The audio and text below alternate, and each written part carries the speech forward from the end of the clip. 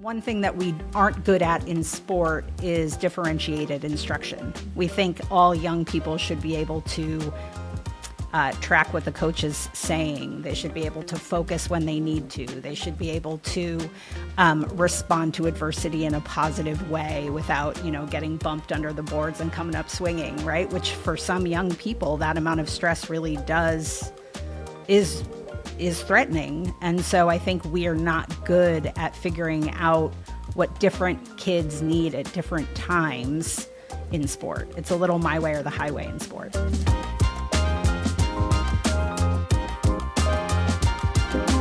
Nearly 30 million U.S. children and teens participate in some form of organized sports. While sports have physical health benefits for kids, they can also benefit a child's mental, emotional, and social health. How can sports help kids heal, grow, and thrive? Why is it important to provide kids with high-quality healing sports? And what can parents and schools do to ensure a healthy sports environment for kids? This is what I want to know. And today I'm joined by Megan Bartlett to find out. Megan Bartlett is the founder of the Center for Healing and Justice Through Sport, a national nonprofit working to ensure more young people and athletes have access to sports experiences that are healing-centered, inclusive, and address issues of systemic injustice. She joins us today to share how sports can help kids heal, grow, and thrive. Megan, welcome to the show. Thank you. Yeah, thanks for having me. You are doing some really interesting work. I want to get into this idea of what healing sports are and how kids can grow and thrive by being involved in sports. But I also have to ask how you got into this work. Yeah. Because this isn't something I would imagine that when you're 7, 8 years old, you say, I want to grow up and do this kind of work. So how did you get here? You're exactly right. This is not something that I knew you could do or that was sort of available to me when I was a little kid, except that I did know how much I loved sports. And I did know that it was a place where I, sort of felt like I belonged, felt like I could watch myself grow, felt like I was, it was a joyful enough experience that I wanted to keep doing it. And so after playing soccer in college, I ended up as a college soccer coach, sort of graduate assistant. And then I thought, I'm not sure I want to coach at the college level as much as I love sport. I'm sort of more interested in how to do something good with sport. And I ended up working for an organization called America Scores, which is a soccer creative writing and service learning program. Yeah, there's DC Scores in DC. That's right. I know that. Yep. And I ended up working there, and really it sort of opened my eyes to the fact that sport is actually not something equally accessible to everyone. And certainly quality sport is not equally accessible to everyone. And so it became really interesting to me to think about how sport could be leveraged to create more equity and to help kids gain skills that would help them be successful wherever they went, not just on the sport field. That's pretty fascinating, especially when you talk about the idea of quality sport. What does that mean? I think anybody who had a bad experience in sport knows that it's not a given that every sport experience will be good. And I think I believe that the biggest factor in quality sport is an adult who facilitates the right kind of environment. And that doesn't mean that they're sort of overscheduling the environment or sort of mandating everything that happens, but really facilitates an experience where young people feel safe, where they feel connected, and where they have the right dose of challenge, right? Not something that overwhelms them and not something that's not challenging enough for them, but really gives them the right sort of Goldilocks challenge where they see themselves get better, where they start to believe, they go from thinking, oh, I can't do that to I can do anything if I work hard, if somebody will help me, if somebody will show me what to do. So quality sport experiences, I think, have all of those elements, great relationships. They feel psychologically and physically safe, and they have the right dose of challenge for young people. One thing along these lines, and this is not intended to be a pejorative question, No, sure. but one that I would assume you've dealt with before. Does this mean like participation trophies? No. Yeah, I mean, totally. you know what I mean? Because Yeah, of course. people might hear this and Yes. they may ask the question, so how does that play out when you have a wide range of skill levels on Totally. any given team? Yeah. It's interesting. I think participation trophies have definitely become this sort of third rail Symbol. sport, Yeah. right? Yeah. And I think the real challenge in what we're talking about when we talk about equity and access is that some young people have enough experience in youth sport that they're ready for the more challenging environment. And that's great, right? Playing through a season and experiencing the ups and downs and work coming together during the postseason and winning a championship, all of that is incredible life experience for young people. I think the challenge is we expect young people to be ready for that, even when sometimes they aren't, even when we haven't. Even if they have the skill level. Totally. Yeah. Even if they have the skill level, but haven't had enough practice at what it means to Yes. pick yourself up and try again, win well, lose well, do all the things that come along with the realities of a sport, of a competitive sport experience. And so I think for some kids, just participating is the win for them at that moment, right? And when we think about what some young people are facing in other parts of their lives, the fact that they can get themselves to a sport practice and just be there and be safe and be enjoying themselves is a win, and they should be rewarded for the work it takes to do that.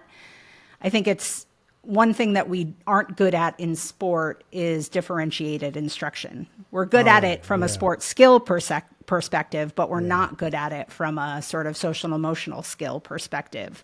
We think all young people should be able to track what the coach is saying. They should be able to focus when they need to. They should be able to respond to adversity in a positive way without, getting bumped under the boards and coming up swinging, right? Which for some young people, that amount of stress really is threatening. And so I think we are not good at figuring out what different kids need at different times in sport. It's a little my way or the highway in sport.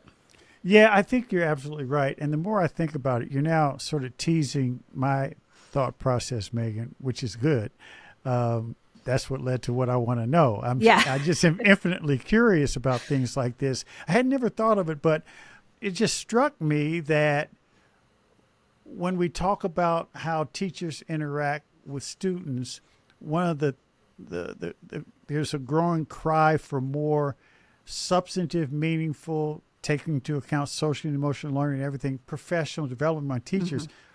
It almost seems like we need the same thing for coaches, since it does come back to the adults. And the other thing is, I'm going to read a quote from this amazing person, Megan Bartlett, and I want to get your thoughts on this quote. Because you tease out something that I also think is important for coaches and adults who work with students in sport, that they understand, and that is, you want every coach and youth development practitioner to learn about the brain so they can understand the unique ability that sport has to help kids heal, grow, and thrive. I really don't think that most of the young coaches that coach, CYO basketball or AAU, they're not thinking about that. They are not. And so when this idea of professional development, I analogize that to what we are now wanting teachers to focus more on. I want to hear your thoughts on that and how we can make it more universal or begin the process, even if it's a few pilots around the country, where folks are thinking about this. Yeah. You're absolutely right. We need so much more investment in the development of coaches, right? I I often say that the only thing you can do without any training with young people is parent them and coach them. It's the only thing every other adult who works with a young person has to show some evidence that they understand something about youth development or human development or some kind of thing related to a young person. And in coaching, we don't. We're happy to, in lots of cases, just sort of drop our kids off with a coach and just trust that they're going to have a good experience, when we know that's not true. They very well might not have a good experience because we don't invest in coaches in that way. And I think certainly the idea of helping all coaches understand something about the brain. When I get in front of a room of coaches and show them a picture of the brain, that is not what that's not what they signed up for, right? But I think what we've found is that there are a handful of core concepts that if you understand them about really, really basic brain functioning, that it actually can change your approach to young people generally, but also to a sport environment. And so about 15 years ago, I read a book by a guy named Bruce Perry. The book is called The Boy Who Was Raised as a Dog. And it's about the impact of trauma on the brain. It's about the impact of overwhelming stress, living in chaotic environments, being a minority in a majority culture, all the things that we know can over time, really change the way the brain functions.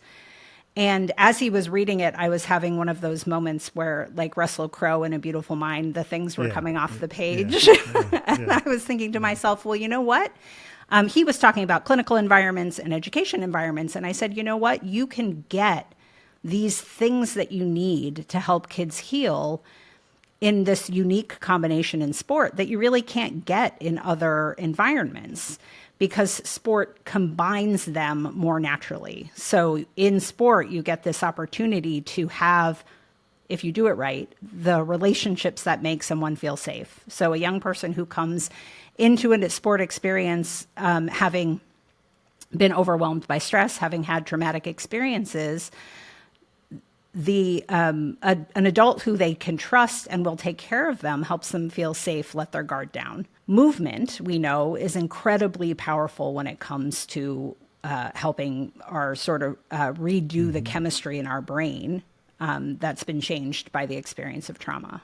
And so we've got positive relationships, we've got movement, patterned, repetitive, rhythmic activity helps us reset our stress response. And then we have this idea of building resilience, right?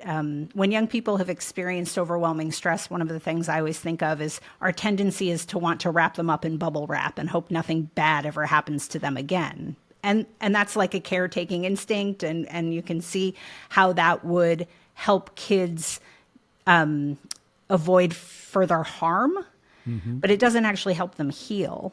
Because the opposite of overwhelming stress is not no stress. It's the right dose of stress. And so the opportunity in sport of having a little bit of stress and being able to recover, and having a little bit more and being able to recover, and continuing to challenge yourself, whether you're challenging yourself with a layup or you're challenging yourself with some other kind of interpersonal skill, you get to practice them there. And putting those three things together in a sport environment is, I think, magic and totally underutilized when it comes to how we get kids ready to learn, how we get them ready to function in the rest of their lives. How does this interplay with the sort of old school coaching mindset that still exists, For sure. that includes a little bit of the tough love, and yet for some kids who are involved in that sort of team, old school way, there's this sense of belonging, For sure. that works. Absolutely. So what are the tweaks that need to be put in place, if you get what I'm saying, in terms Definitely. of rounding out that experience and making sure that all the kids benefit? Yeah.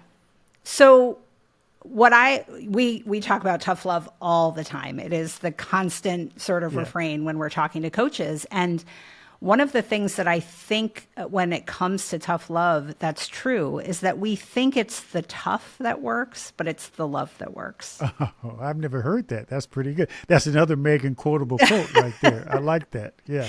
Because we know, what we know from the neurobiology of development is that young people are going to learn best when they feel safe, when they feel supported, when they know someone has their back. And so I think sometimes, I think often what happens with coaches who are sort of stereotypically tough love coaches is that they're successful despite the tough, not because of it. They're successful because those kids actually do know that that person will show up for them in a way that someone that may not in other parts of their lives, even if they're on the sideline yelling like a lunatic, right? So, well, it's interesting. I grew up in Indiana, and I played basketball. Well, that's the place to play basketball. Well, I was a small college All-American. In fact, I'm surprised you don't know me because you were deemed the person most likely to win team trivia. You know all this stuff. I am. So I'm surprised you don't know about my, accomplishments, if you will. But the thing is, growing up in Indiana during the time of Bobby Knight, I mean, his players adored him. Yep. And I hadn't thought about this emphasis on the love part of tough love because, I've talked to Isaiah Thomas and Mike Woodson and all these folks, and they just adored him. Yep. So there must be something to what you're saying. Yeah. I think despite his antics, those young people knew he would show up for them in other parts of their lives. And there were a lot of young people who didn't thrive under Bobby Knight, right? They had to leave, they had to transfer, That's right. they had That's to, right. That's right. And so what we think about is, are you a coach who can gather enough young people who will put up with your antics in order to do these other things? Or are you trying to be a coach who can include more kids, right? Who can be better for more kinds of kids? And that's what I want to ask you about. How because part of what you're trying to do is ensure that there's inclusivity and equity. So how does that all relate? Yeah, I think that's the part where you're trying to be the kind of coach who can work for more kinds of kids, right? Different kids need different kinds of coaching at different times. And I think it's sort of this classic equality versus equity question, right? Fair is not necessarily equal. And if you create the right team environment, then I think kids know better than anyone that certain kinds of young people need different kinds of coaching for different kinds of things. And in sport, we know it implicitly when it comes to skill development. On a basketball team, you have one kid who can go to his left really well. You have one kid who can pull up. You have one kid, and the coaching matches that from a skill development level, but it almost never matches it from a sort of interpersonal development level. And it can, and it should. And so many of the same strategies work. You just have to think about it as you have to think about the things you're trying to develop in young people as skills that they need instead of this idea that they are sort of acting out against you or that there's some sort of power, they're trying to take power from you. If you can create an environment where those things where the assumption is not that a young person is here to ruin your day, that they actually need some skills that would help them focus or do the thing you want them to do, in the same way when you want them to learn how to, do a crossover, the same teaching strategies are there if we think about skills more broadly. Are there examples that come to mind of coaches who, or in your experience, people that you've interacted with that have employed this sort of differentiated coaching approach to reach all the kids? Yeah. One of my favorite coaches is a guy who coaches here in Boston, and he's a youth development coach, and he coaches in a lacrosse program that he was a participant in when he was a young person. And lacrosse is not a sport that has a long history of working in underserved communities, but this program is targeting the communities that have been historically disinvested in Boston. And one of the things that this guy Pat Cronin knows about his young people is that at the end of a long day in a school that doesn't necessarily cater to their needs, in a community where they may not feel safe walking from home to school or school to lacrosse or wherever they are,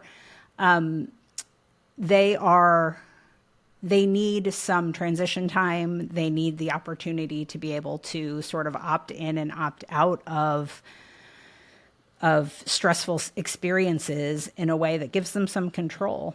And so what Pat did was he created this little station at lacrosse practice, which was nothing more fancy than a chalk drawing on a blacktop next to next to a wall, and said, anytime you need to throw the ball against the wall, you can go there and throw the ball against the wall.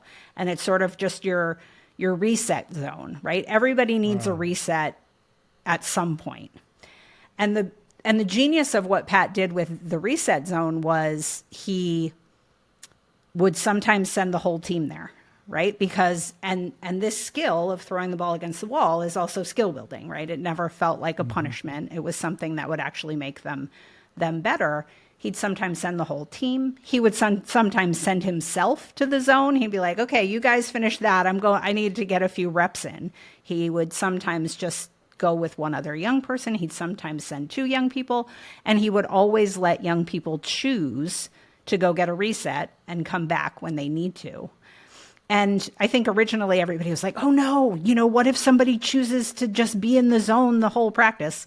Well, number one, that's telling you something about that young person. But number two, it never happened, right? Young people really used it as a way to say, I can feel myself not at my best. How do I get myself at my best? And it's a incredible, thing to watch as young people do it in real time. Yeah, it's pretty powerful. Deion Sanders has gotten a lot of attention recently, and I worked with him a little bit when he had his charter school. And outside of Dallas. And when I visited him, this is sort of an interesting story because he has all this flash and all this, he's very media savvy. One of his parents, one of the students, said that every Wednesday he would load up a van and take a group of parents and students to Golden Corral for dinner. Mm-hmm. He didn't have any handlers or any, just he, parents, and a handful of the players. Yep. Every Wednesday, he would schedule his time so that he was always in Dallas on that Wednesday. Yep. And just hearing that, and he included everyone, but it would be, rotating. Yep. It said when I was seeing how successful he was as a coach on the college level, I said, okay, I get it now. Yeah. Because he, this whole idea of every kid feeling like he had their back. Totally. It was huge. Yeah. If I'm going to ask you to invest in what I'm selling, then I need to invest in you. Yeah. Well, you have this, you've talked about healing sports. Some sports are healing sports. What do you mean by that, and what are those sports? Well, any sport can be a healing sport if you do it the right way. And we get this question all the time. I know a young person who is really dysregulated, has had a lot of experiences in their lives that make it hard for them to function in other, group environments, or they're having a tough time in school. What should they do? Yeah. And it's less about which exact sport they find, although some sports are sort of a little bit more naturally supportive of young people who have different kinds of challenges, right? Young people who are particularly are going to react to sort of chaotic environments, maybe shouldn't join a football team right away. Kids who are particularly are going to be sort of dysregulated by touch with other people. Again, football might not be exactly the right place, although eventually the idea is you can and in some ways I would say should run football programs in a way that allows young people to get comfortable with all of those things, right? Yeah. Because what great practice. But I think mostly the most important thing is, number one, that the young person is choosing that sport, right? It's something that appeals to them, something that makes them feel good about themselves when they do it. And number two, has a coach who is attending to things like, is this young person going to have a harder time when we're doing things where they might, it's loud, right? A basketball gym that is particularly loud could be sort of dysregulating for certain kinds of young people. And so, but regular practice might be fine, right? But game day, when all that extra noise is in the gym, you want a coach who's sort of paying attention to whether or not that's an environment a young person's ready for, or if that's really what's causing them to be more likely to get into a fight with a teammate or an opposing kid, be more likely to talk back to a coach, be less likely to actually be able to take in instruction when you're trying to give them instruction, right? One of the things we know happens in sport all the time is a young person looks like they're listening to you, but they actually can't, process what's going on because there's too many other things in the environment that are keeping them from doing that. And so I think it's really about how is a coach attending to the things we know you need from sport and helping sort of scaffold to a environment where a young person can be successful. Yeah, and that makes sense. A couple more questions, Megan. First of all, your organization, Center for Healing and Justice Through Sports, what do you do? Yeah. We spend a lot of time with coaches. We spend a lot of time training coaches, helping them understand these core concepts of really Dr. Perry, whose book I mentioned before, really his work around some of the very basic things of neurobiology that help us understand behavior.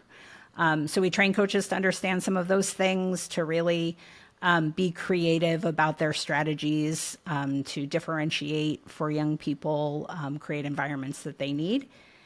And we also, because we know that there's only so much you can do sort of in one-on-one relationships with coaches. There's always going to be new coaches starting to coach their kids or starting to, get into the field. If we're not changing some of what is expected of coaches, then we're not going to have long-term success. So we do some systems change work around coaching, which includes things like there's no accountability for coaches really at any level. The only accountability wins and losses. Yeah, right. The only accountability for coaches is whether or not they win and their athletic director wants to keep them in that job. But at the youth level, there's no accountability. The only places we get anywhere close to accountability in sport are school-based sports, because typically those folks are at least employees of the school district. But in youth sport, there's no body that oversees who's doing what and who's been trained to do what, and sort of, or even tracks, right? You can't go somewhere and say, this is the person who's coaching my kids. Have they received any training? Do they, sort of what's their background? That's not part of the sports system yet. And we really think it should be, and are working with some, sort of city level and in some cases state level agencies to make sure that there's a little bit more accountability around and investment, right? We can't just say, coaches should be trained and it's up to you to figure it out. There also needs to be an investment in making sure that these are the kinds of adults you would want your kid, that anyone would want their kid to be spending a significant amount of time with and having a significant influence over their kids. Yeah. One last question, and it really relates to what you've just been talking about. We have a lot of school leaders that listen to the show, and there may be an athletic director at a high school or a gym teacher who coaches programs at elementary school who listens to this, and they're intrigued by it. So what I really want to know is, what advice would you give to those school leaders who either involved in coaching or overseeing coaching programs in the schools on how to begin the process of moving in the direction of healing sports. They may have heard this, but they're like, okay, now what do I do with it? What do I do? Yeah. I think first and foremost, it's really important for as a space for us to even recognize coaches for the kind of impact that they have. I think some coaches are sort of disproportionately recognized for their impact if they win a bunch of state championships or something like that.